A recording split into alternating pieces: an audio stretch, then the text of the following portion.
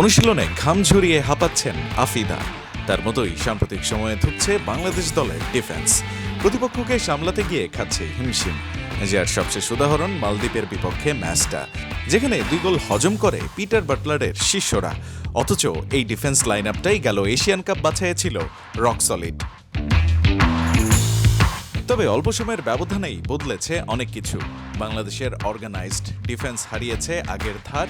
আফ্রিদা খুঁয়েছেন অধিনায়কত্ব মারিয়ামান্দার কাছে, যার কারণ হিসেবে জানানো হয় নেতৃত্বের চাপ নিতে না পেরে এই ডিফেন্ডারের পারফরম্যান্স গ্রাফ নিচের দিকে যাওয়াটা।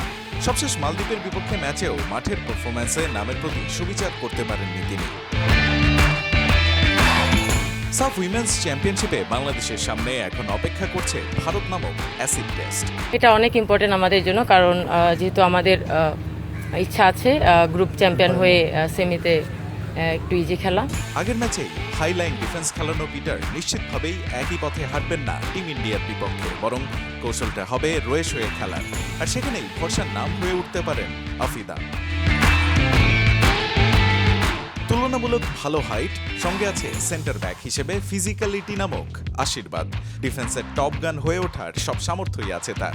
যেহেতু অধিনায়কত্বের প্রেশারটা নেই, সঙ্গে সামনে আছে ভারতের মতো মহা গুরুত্বপূর্ণ ম্যাচ, আফিদা নিশ্চিতভাবেই চাইবেন বাড়তি ডেডিকেশনে নিজেকে আরেকবার প্রমাণ করতে।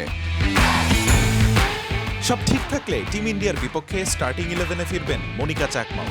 মিডফিল্ডের ছড়িটা তো ঘোরাবেনই, ট্র্যাক ব্যাক করে ডিফেন্সেও কন্ট্রিবিউশন করাটা তার জন্য আনাদার ডে অ্যাট অফিস। তাই আফিদার জন্য ডিফেন্সের নেতৃত্ব নেওয়াটা হবে আগের চেয়ে সহজ। তাতেই মার খেয়ে যেতে পারে ভারতের ফরওয়ার্ডরা।